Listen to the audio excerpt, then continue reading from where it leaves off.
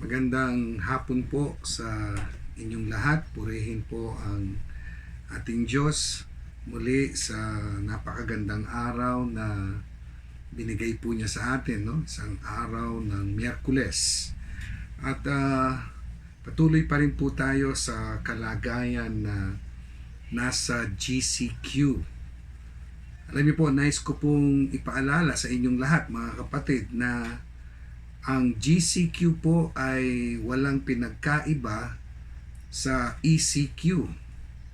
Kaya patuloy ang aking pong panawagan sa inyong lahat ay patuloy pa rin po tayong mag-ingat, at kung wala po tayong gagawin na importante sa labas, manatili pa rin po tayo sa ating mga tahanan, upang malayo po tayo sa peligro ng tinatawag po nilang COVID-19.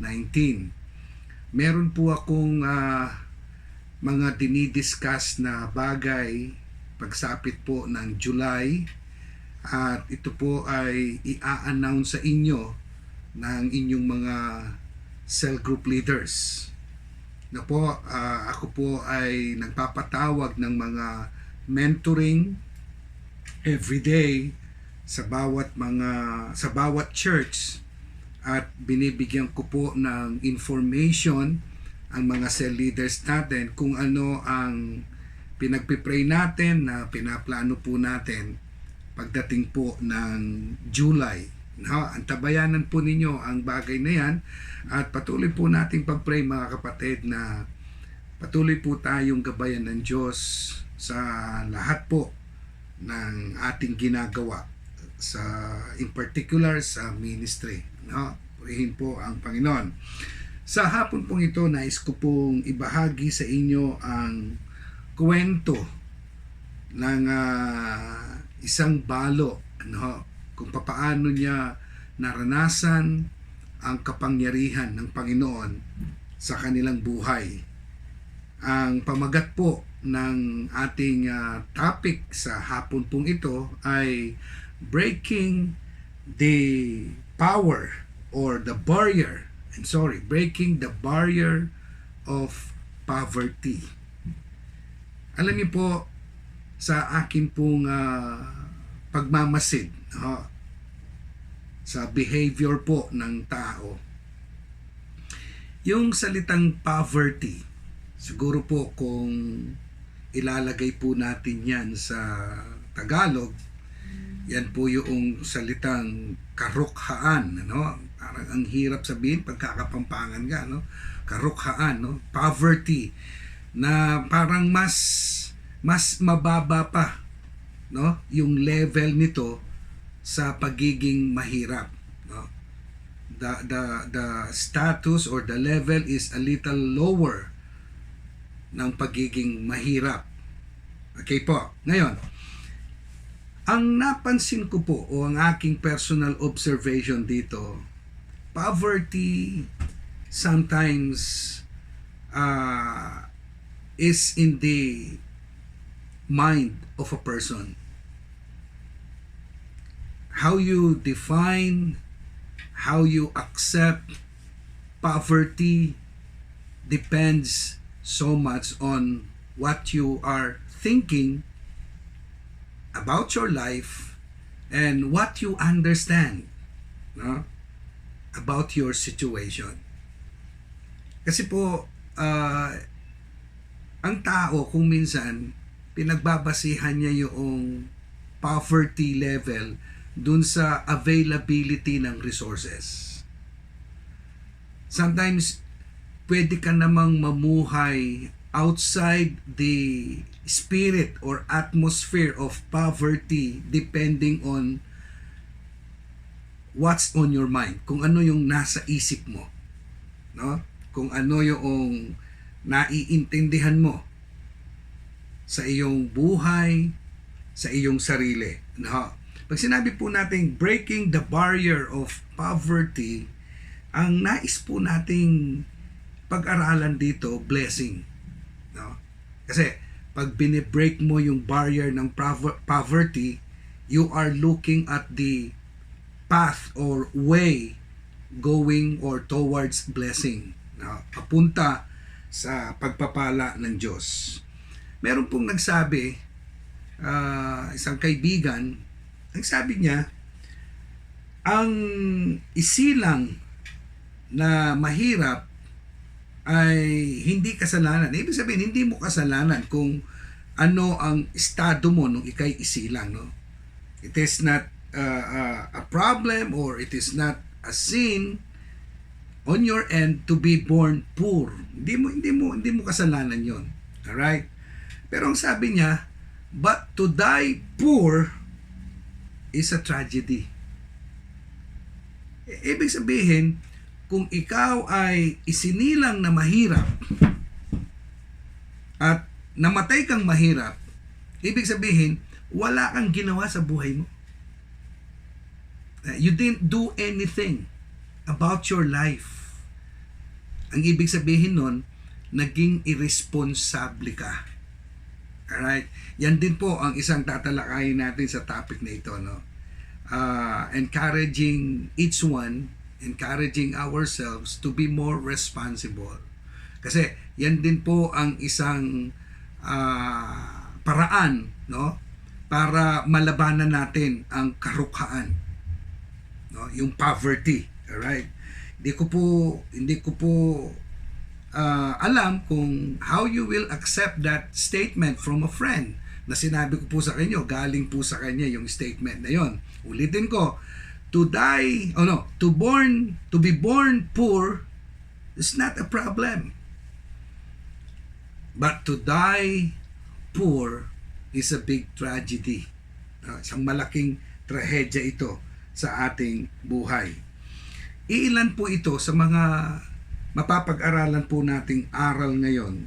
Po, sa pagbasa po natin sa kwento ng babaeng balong ito na ang kanyang asawa ay isang propeta at meron siyang 2 anak. Makikita po natin ang kanilang kwento dito po sa aklat ng Ikalawang Hari, chapter 4, verse 1. Hindi lang po verse 1 ang babasahin natin. We will just start reading from verse 1 at dediretso po tayo hanggang sa mga susunod na mga talata.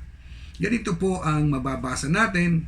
Hinihiling ko po sa bawat isa na sundin po ninyo ako sa pagbasa na po sa inyong mga sari-sariling Bible. Now the wife of one of the sons of the prophets cried to Elisha, "Your servant, my husband, is dead. And you know that your servant feared the Lord. But the creditor has come to take my 2 children to be his slaves." And Elisha said to her, "What shall I do for you? Tell me, what have you in the house?" And she said, "Your servant has nothing in the house except a jar of oil." Then he said, "Go outside, borrow vessels from all your neighbors, empty vessels and not too few. Then go in and shut the door behind yourself and your sons and pour into all these vessels. And when one is full, set it aside." So she went from him and shut the door behind herself and her sons. And as she poured, they brought the vessels to her. When the vessels were full, she said to her son, "Bring me another vessel." And he said to her, "There is not another." Then the oil stopped flowing.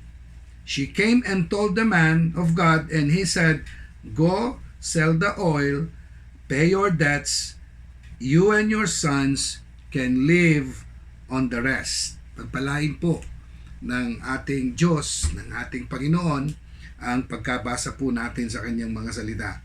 Mga kapatid, ito po'y kwento ng isang babaeng balo na ang kanyang asawa na isang propeta ay yumaon. At itong propeta, naiwan niya sa kanyang pagkamatay ang isang malaking utang no? At yung mga nagpahiram ng pera sa propeta, it could be a money, no? It could be pera, yung inutang niya, ay sinisingil po itong babaeng balo. At ang nais po noong naniningil dahil walang pambayad itong balo, kunin yung kanyang mga anak at gawin niyang alipin. So parang ang nagiging pambayad yung anak, ano ho. At dahil po doon, itong babaeng balong ito, lumapit po siya kay Elisha. Humingi siya ng tulong. At sabi nga niya, nagpakilala siya na ang kanyang asawa ay propeta din kagaya ni Elisha at humihingi siya ng tulong. At ang sabi po ng propeta sa kanya, ano bang meron sa iyong bahay? Ang sabi po ng balo, isang jar of oil. Tinuruan po ng propeta Elisha kung ano ang maaaring gawin ng balong ito para sila po ay makaraos doon sa kanilang problema. Sabi niya, manghiram ka ng mga jars, vessels sa mga kapitbahay at sikapin mong dagdagan. Sabi niya, wag ko konti, no? Sabi niya, wag ko konti. You try to borrow more vessels, no? Doon sa verse 3, ang sabi niya, go outside, borrow vessels from all your neighbors, empty vessels, and not too few. So sabi niya, dagdagan mo. At pagkatapos po noon, nung makapaghiram na sila, sabi niya, magkulong kayo sa bahay ninyo, sa kwarto ninyo, kayo ng mga anak mo, punuhin ninyo itong mga empty vessel dun sa oil na natitira sa inyo. At doon na po natin makikita, mawi-witness kung papaano kumilos ang kapangyarihan ng Diyos sa isang napakagandang himala na makikita po natin dito nagkaroon ng solusyon yung problema po ng babaeng balo. Now, going back to our topic, no? Breaking the barrier of poverty.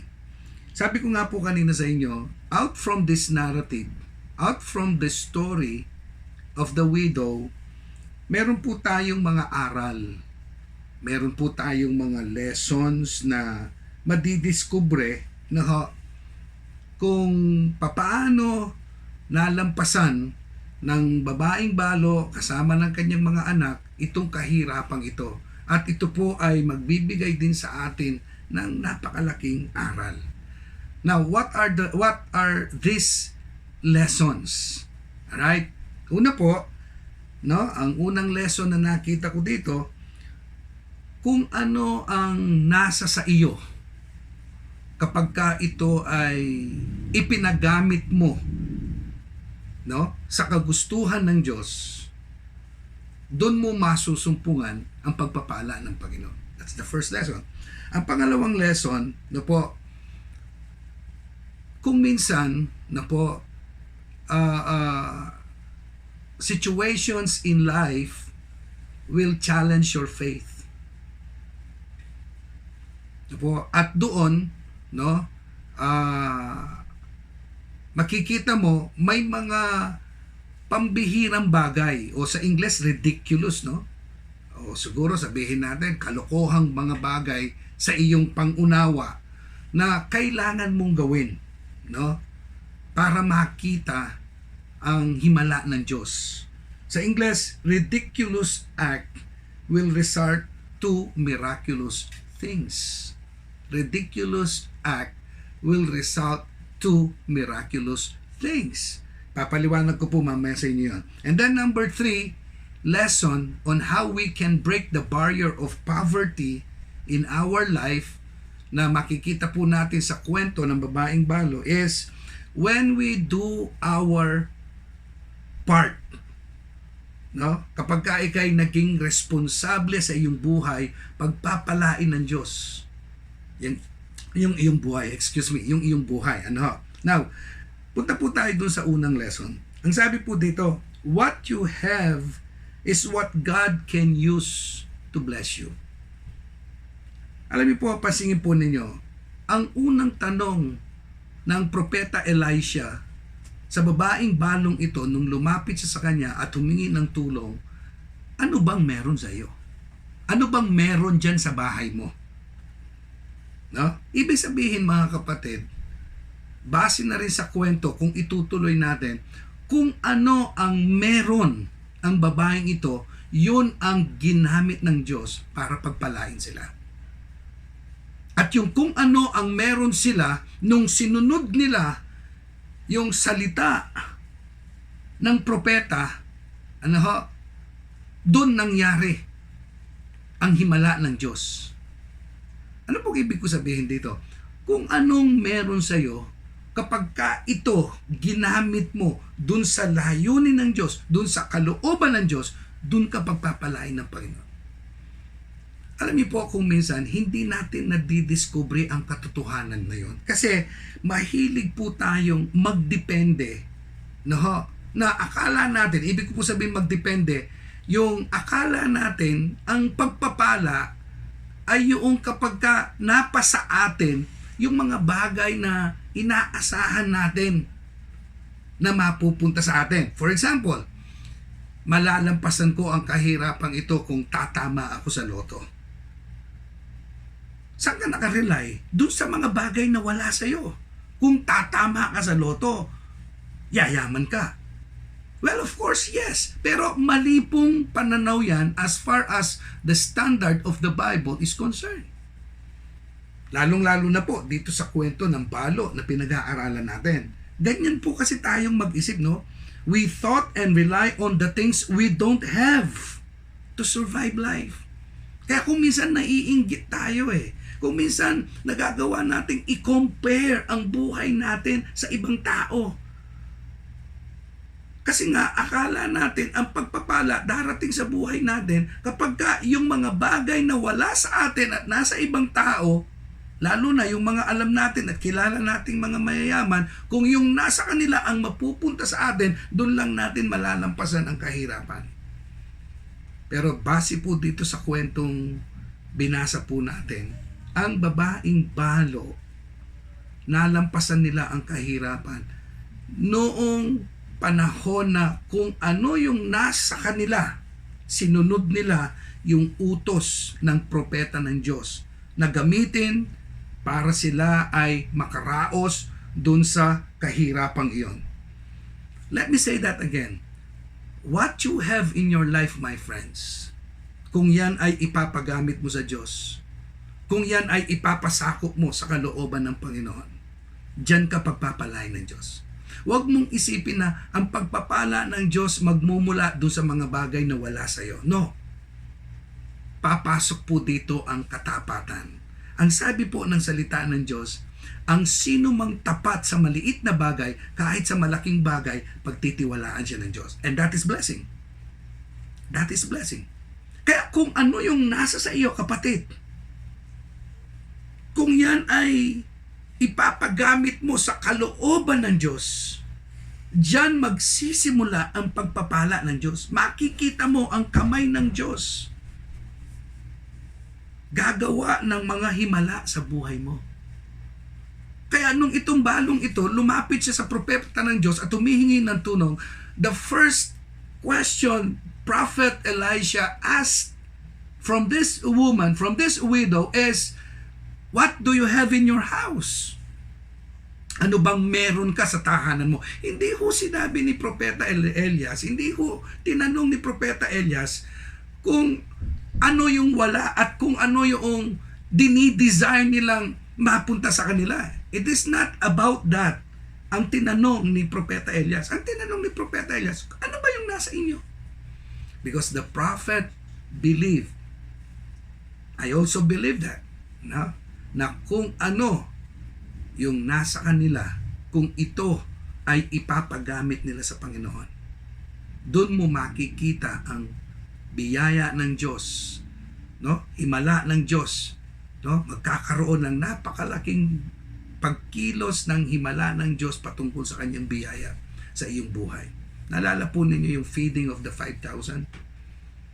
Paano napakain yung 5,000 lalaki? Hindi pa bilang yung mga bata at babae doon.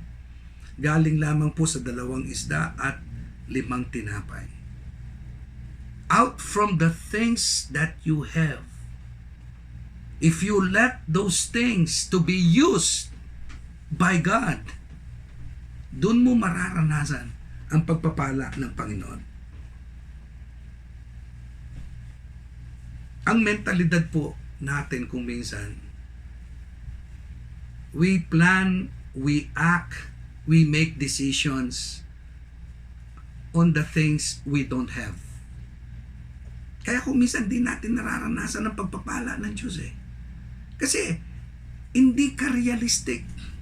Idealistic ka. Alright? Bibigyan ko po kayo ng isang halimbawa na i-connect po natin sa kalagayan natin po bilang mga anak ng Diyos, bilang mga mananampalataya. Kung minsan, pag naririnig natin ang ating pastor, tinuturo niya ang pagbibigay, tinuturo ang pagkakaloob, tinuturo ang pag-iikapo. Anong kinakatwiran natin? Maliit lang ang ikapo ko. Maliit lang ang aking tithes. Kung ibibigay ko pa ito, ano pa ang gagamitin namin? Hindi lang yan ang sinasabi natin kung minsan, o hindi lang yan ang kinakatwiran kung minsan ng tao. Kung minsan, ang isa pang kinakatwiran ng tao ay eto. Siguro pag malaki na ang aking sahod, saka ko na ibibigay ang aking tithes. Saka na ako tutulong, saka na ako magbibigay. Kapatid, yun ang sinasabi ko. Kung minsan tayo, we plan, we make decisions, we rely on the things that we don't have. Kaya hindi nangyayari. Hindi nagagawang pagpalain ng Diyos ang iyong buhay. Kasi in the first place, ayaw mong mamuhunan para sa Diyos. Para kang isang tao na gusto mong mag-harvest sa tanim na hindi mo tinanim. Mga kapatid, if you want to harvest blessings in your life, you should invest. Magtanim ka. Sabi po ng Bible, yung nagtanim, aani. Yung nagtanim ng marami, aani ng sagana.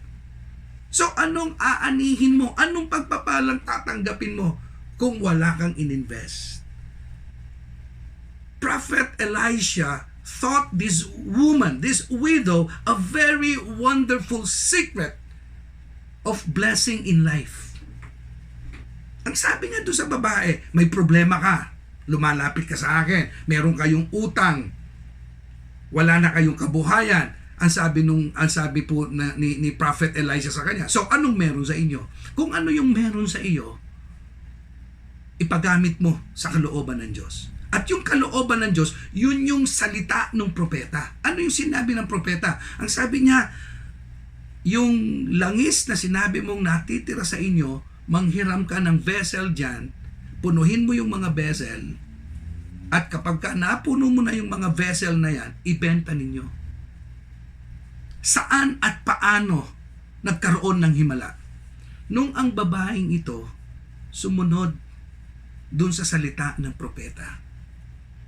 In the same manner, my friends, when you follow the teachings of your pastors, when you follow the teachings of your leaders on giving, madalas po kasi kapag ka naririnig nating nagtuturo sa giving ang mga leaders natin, ang nasa isip natin, antagonism No? We antagonize their teachings.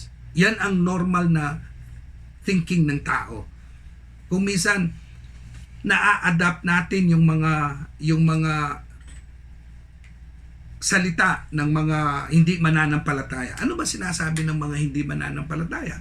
Kapag ka nagtuturo ng pagbibigay, pagtatapat, ang mga lingkod ng Diyos, yung mga hindi mananampalataya, inaakusahan nila yung mga pastor, mukhang pera. Piniperahan lang kayo niyan. And so we begin to doubt. Nagdududa tayo. Ayaw nating tanggapin. Ayaw nating subukan yung turo ng ating mga pastor. Would you think, my friends, kung itong babaeng balong ito, hindi niya sinunod yung sinabi ni Elisha, would you think she and her family would experience that wonderful miracle?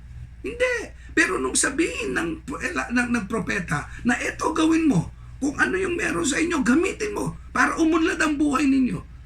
Sinunod ng babaeng balo. At nung sundin ng babaeng balo, doon po nagsimula yung pagkilos ng himala ng Diyos. Kapatid, the moment that you follow God's word, na tinuturo sa iyo ng iyong pastor, that is the beginning.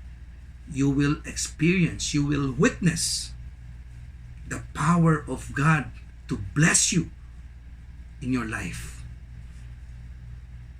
Alam niyo po, kung minsan yan ang nagiging yan din ang nagiging dahilan natin sa Diyos eh. No? Panginoon, hindi ko po pwedeng ibigay ang aking ikapo. Hindi ko po pwedeng ibigay ang aking, hindi po ako pwedeng mag-offering kasi malaki po ang aking pangangailangan. Sabi ko nga, how can the Lord bless you if you don't want to invest?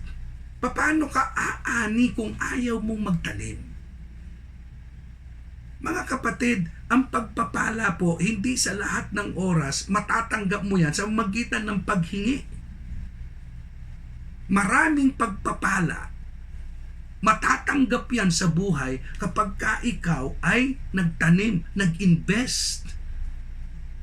Masyado tayong na-orient dun sa ang blessing nandun lamang sa pagtanggap. No. Ang blessing po, majority of the blessings that we want to experience, we want to receive in our life will come not from asking. But these blessings will come out from our giving. We count the things we don't have rather than counting the things we have. Meron na po ba kayong narinig na pangako na ganito?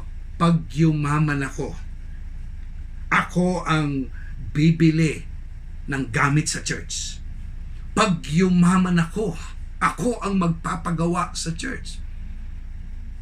Well, promises are made to be broken, sabi po nila. Kasi kung minsan, yung mga nangakong ganon, kapag ka nandun na at nangyari na, yung sinasabi nila, yung pinangako nila, nakakalimutan nila.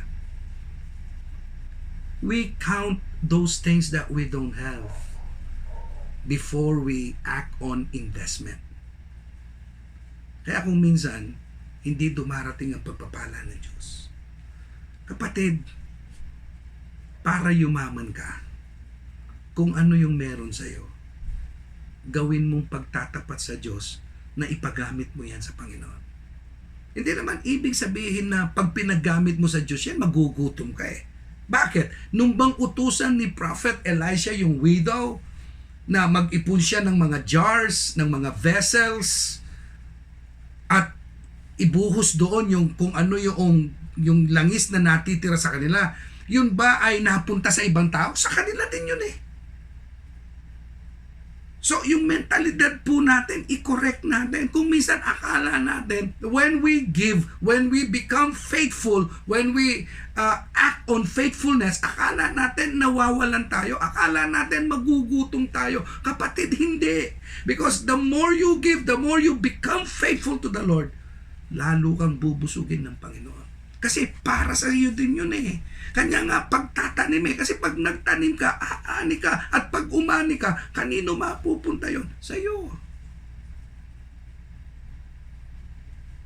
So this is the first lesson that we could learn from this narrative. No po? How to break the barrier of poverty in our life and receive the abundant blessings from the Lord. How? Start investing for the Lord. And what you have right now, yan ang gamitin mo para sa Panginoon. Meron pong kinikwento yung mga matatandang pastor natin eh. Ako, I remember my pastor used to say this illustration sa kanyang preaching. Ito daw pong si William Colgate, di naman po talaga hindi naman talaga ipinanganak na kagad mayaman yan. if my memory serves me right, ang sinasabi po ng aking pastor, William Colgate started his life as a shoeshine boy. Kung magkano po yung kinikita niya pag kumita siya ng $10 a day, yung $1 which is 10% of 10, inihiwalay na po niya yan because he grew up in a Sunday school class. Inihiwalay na po niya yan at binibigay niya yan bilang tithe sa Panginoon. I-fast track natin ang buhay ni William Colgate. Yumaman po siya. Naging billionaire siya. Nakapagpundar siya ng isang business na hanggang ngayon nandyan pa rin. Alin po yan? Yung Colgate, yung toothpaste. Pasingin po ninyo, kapatid. Saan nagsimula ang taong ito? Doon sa maliit. Nung nakita ng Diyos ang kanyang katapatan doon sa maliit, anong ginawa ng Panginoon sa kanyang buhay? Pinagpala siya, pinagkatiwalaan siya ng Diyos kahit doon sa malaki. Kapatid, alam niyo po ang nakakatakot o nakakalungkot kapag pinagkatiwalaan ka ng Diyos sa malaki. Tapos, hindi mo napatunayan ang iyong katapatan sa Diyos. Tandaan po ninyo, ito po, i-quote ko si Job. Anong sinabi ni Job? Ang Diyos ang nagbigay, ang Diyos din ang magtatanggal. Pag hindi mo napatunayan ang iyong katapatan sa Diyos, yung bagay na yan na pinagkatiwala sa iyo ng Panginoon. Tandaan po ninyo, everything that we have in life, everything that we enjoy in this life is from the Lord. Lahat po yan galing sa Panginoon niya. So, kapatid, anong unang lesson? It is on what we have on ourselves, that if we entrust these things, invest these things to the Lord out from faithfulness, doon tayo pagpapalain ng Panginoon. Doon mabe-break yung barrier of poverty sa buhay natin. Huwag mong pagdamutan ng Panginoon. Ako, tinuturo ko po yan, no? Yung pong mga sasakyan ko, mga kapatid, napakadalang ko pong gamitin yan sa personal na lakad ko. Yung mileage po ng aking mga sasakyan, lahat po yan nagagamit sa mileage ng ministry. Kaya, wag po kayong ma-offend sa akin. Nagtataka po ako dun sa mga tao na humingi sila ng sasakyan kay Lord at nung bigyan sila ng sasakyan ng Panginoon, hindi nila magamit sa ministry yung kanilang mga sasakyan.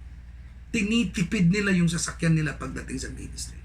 No, my friends, if the Lord answered your prayer when you ask for a vehicle so that you can have something to use for your ministry, ipagamit mo yan. Tandaan mo, galing sa Diyos yan. Pag hindi mo ginamit yan sa ministry, pinagkait mo, kaya pong Kapampangan, pigmaselan me, mawala yaring kaya yan. At kaya tutuki, baka na nakadinan sa kaya paningin. Makanya po yung papansinan ko, no? Please, don't get me wrong, no? I just need to be blunt. No? Kailangan diretsuhin ko pong sabihin to kasi how can we experience blessings? Okay? Meron po akong nakilalang pastor sa Amerika. First time ko pong na-meet nung first time kong pumunta sa Amerika. He was begging me na pag bumalik ako sa Amerika, pumunta ako sa kanila, dumiretso ko sa kanya. Sapagkat ang sabi niya, Pastor, nung hingin ko ang bahay na ito at mabili ko ang bahay na ito, ang isang sinabi ko sa Panginoon, pag binigyan mo ko ng bahay, Panginoon, sabi niya, yung mga lingkod mo na napapadako sa bansang ito na walang matutuluyan, ito ang magiging tahanan nila. And so he fulfilled his commitment. He fulfilled his promise to the Lord. Pag may nababalitaan siyang mga pastor na napapadako dun sa Amerika na wala silang matutuluyan, siya mismo, tinatawag niya itong mga pastor na to, dumito po kayo. Kung wala po kayong matutuluyan, dito kayo. Ganyan po ang sinasabi ko, kapatid. Kung ano yung meron ka, ipaggamit mo sa Panginoon. Dahil yan ang isang paraan para malampasan mo yung kahirapan na nasa buhay mo. Matuto po tayo sa halimbawa ng babaeng balong ito. Pangalawa po, anong pangalawang lesson na sinabi ko kanina sa inyo na matututunan natin dito? Ridiculous act will result to miraculous things. Yun po yung binabanggit ko kanina sa inyo. Palagay nyo kung tayong sasabihin ni Elisha, ano meron sa tahanan mo ngayon? Sabihin natin lang o sige, kumuha ka manghiram ka ng maraming jars sa mga kapitbahay mo, punuin mo yung mga yan, gamitin mo yung langis na natitira sa'yo. Baka nga pagkamalan natin sira ulo si Elisha. Baka nga sabihin natin, meron pa kayang ibang malalapitan maliban sa propetang ito. Mukhang out of this world ang thinking ng propetang ito. But you know what, my friends? It is very hard on the part of the widow to trust the words of Elijah. Kasi nasusulat na lang nababasa na lang natin, kaya parang sa bahagi natin ngayon parang napakadali. Pero ilagay mo ang sarili mo sa kalagayan ng babaeng balo. Would you right away, just like that, believe the words of Elijah? It takes a great faith and trust sa isang lingkod ng Diyos para sumunod ka. At hindi po ako magtataka kung halimbawa yung widow ay nagkaroon ng struggle muna sa kanyang sarili bago niya nagawa yung sinabi ni Elijah. Because that is not easy to accept. Sabi ko nga, baka nga kung tayo yun sabihan natin na out of this world or out of his mind si Elisha. Pero anong ginawa ng babaeng balo? As it is, sa pagbasa po natin, sa nabasa natin, anong ginawa nung babaeng balo? She took heed on the advice of the prophet. Ridiculous. Tayo po, pag tinuturuan tayo ng ating mga pastor kung anong dapat nating gawin sa pagtatapat, sa pagbibigay, sometimes the carnal mind will inject on our thoughts that your pastor is ridiculous. Pastor, makaintindi nga ta. Ala na ako mangobra, mag-sideline ko mo. Adwa na ako pang makanyan. Tutupin natin sa sabyan ng Soriano. Den pastor, lupa lang pera. Pero alam mo, Soriano, lupang pera, po.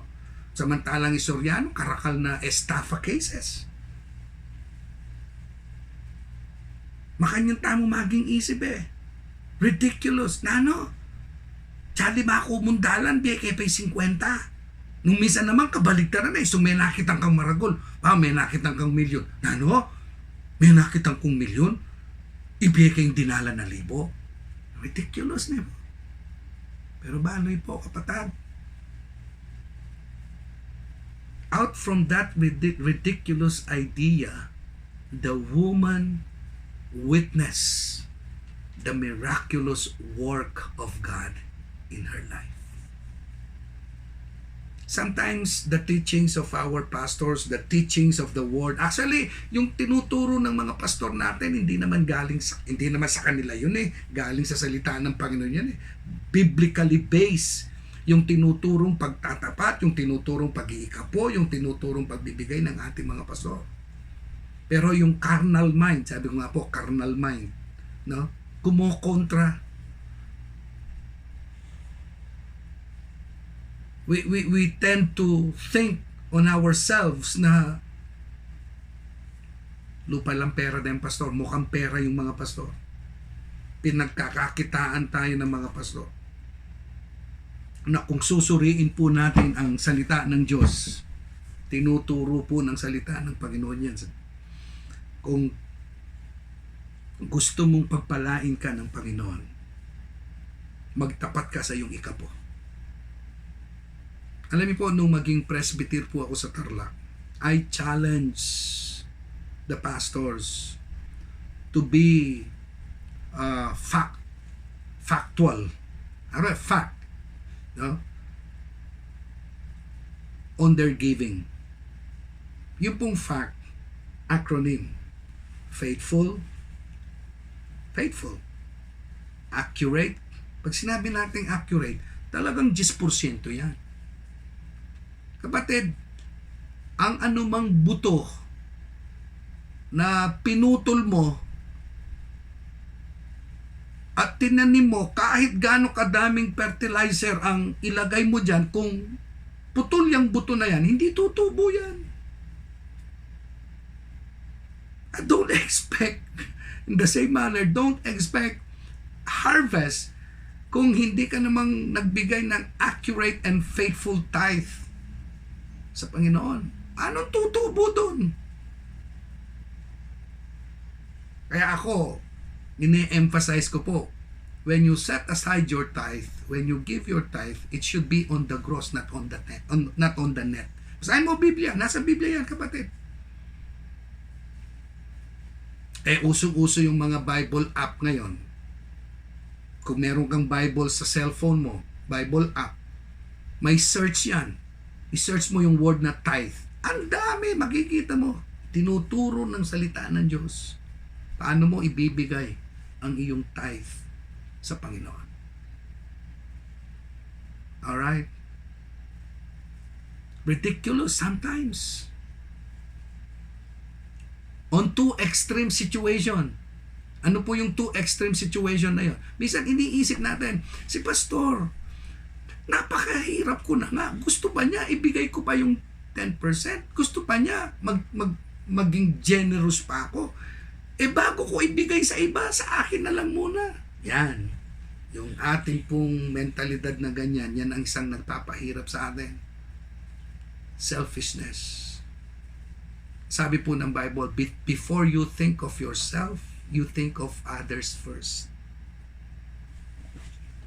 Alright? Selfishness.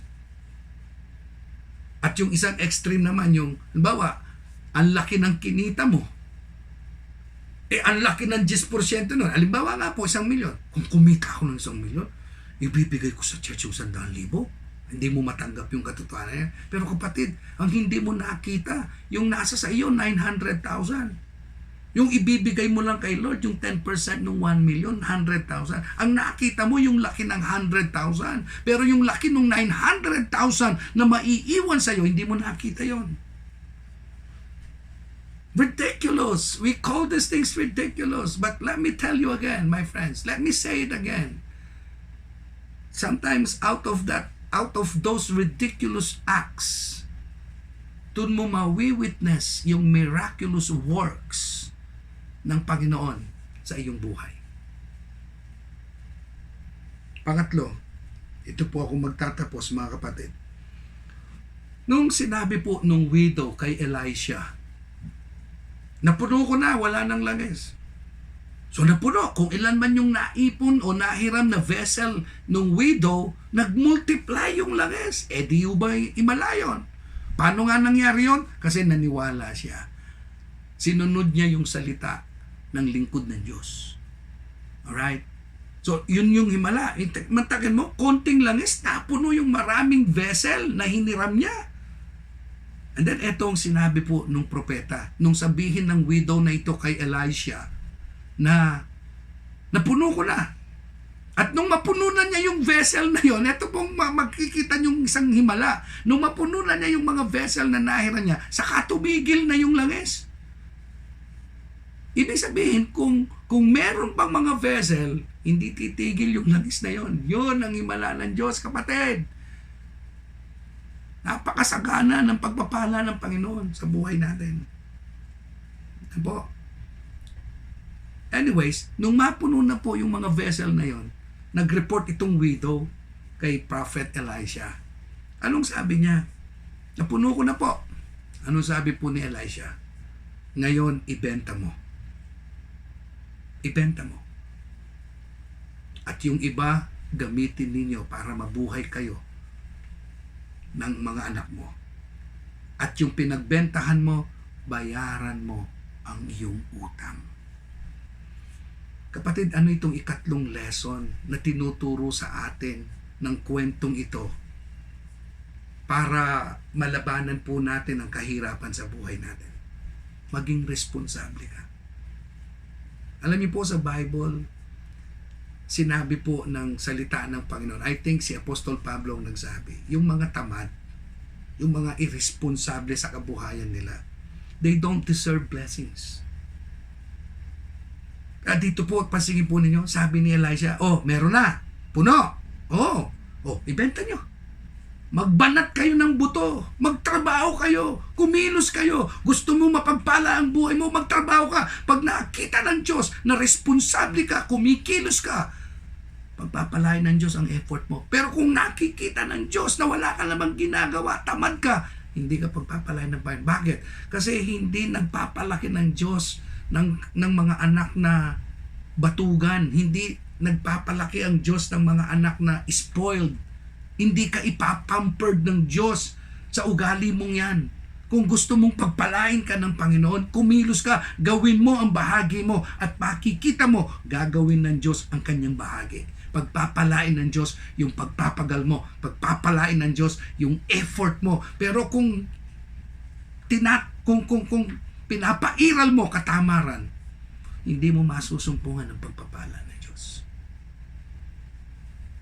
Kapatid, 3 simpleng aral ang makikita mo sa kwento ng babaeng balong ito. Una, paano mo matatanggap ang pagpapala ng Diyos? Kapag yung kung ano yung sayo, ipapagamit mo sa kalooban ng Panginoon. Pararamihin ng Diyos yan. Pangalawa, kapag pinaniwalaan mo, tinanggap mo sa puso mo yung turo ng salita ng Diyos, kahit kung minsan kumokontra yung likas na pagkatao mo, doon masusubok ang iyong pagtitiwala sa Diyos. Sumunod ka, makikita mo ang himala ng Diyos. Hindi ka mawawalan. It's not a loss. Being faithful to your tithe and giving or being generous is not a loss, my friends. Pakinabang po yan. It's a gain para tayo mapagpala. At pangatlo, kapatid, maging masipag po tayo. Maging responsable po tayo mga Kristiyano. This is how we can break poverty in our life. Tandaan po ninyo, kalooban ng Diyos para sa kanyang mga anak na sila'y managanap. Kalooban po ng Diyos yan. Ang plano ng Panginoon sa atin para pasaganahin tayo. Jeremiah 29:11. But sometimes, we need to check our hearts. We need to check ourselves. Kung minsan yung kumokontra, yung humahad lang sa pagpapala ng Diyos sa buhay natin, yung mismong sarili natin, yung mismong mga bagay na pinanghahawakan natin sa isip natin. Learn to trust the Lord. Learn to submit yourselves sa Panginoon, sa kanyang turo, sa kanyang kalooban. Doon mo mararanasan ang pagpapala ng Panginoon sa iyong buhay. Tayo po'y manalangin. Dakilang Ama, maraming salamat po sa mga salitang ito na aming pong napakinggan. Pagpalain mo po ang iyong mga anak na nakapanood, nakapakinig ng aral na ito. Panginoon, dalangin ko po walang magkakasala sa amin, sa aming pong pakikinig, panunood sa mensaheng ito. At ang bawat isa, Panginoon, kumilos ka sa kanilang mga puso. Lubusan po nilang maintindihan ang mga aral na ito. At hindi lamang maintindihan, kundi matanggap sa kanilang mga puso at maipamuhay ito, Panginoon. At dito mawi-witness ng lahat ang iyong pagkilos, ang iyong himala sa kanilang mga buhay. At dadaloy ang masaganang pagpapala sa buhay ng bawat isa. Salamat po, Panginoon, sa mga salitang ito. Alam ko po, buhay ang mga salitang ito at makapangyarihan, kaya naangkin ko po sa pangalan ng aking Panginoong Yesus, maging makapangyarihan ang mga salitang ito sa lahat ng nakapanood at nakapakinig ng mga salitang ito. Pagpalain mo po ang iyong mga anak. Pagpalain mo po ang lahat ng nakinig at nanood. Sa pangalan po ng aming Panginoong Yesus. Ito po ang aming panalangin. Amen and amen. Magandang hapon po muli sa inyong lahat. Pagpalain po kayo ng Panginoon.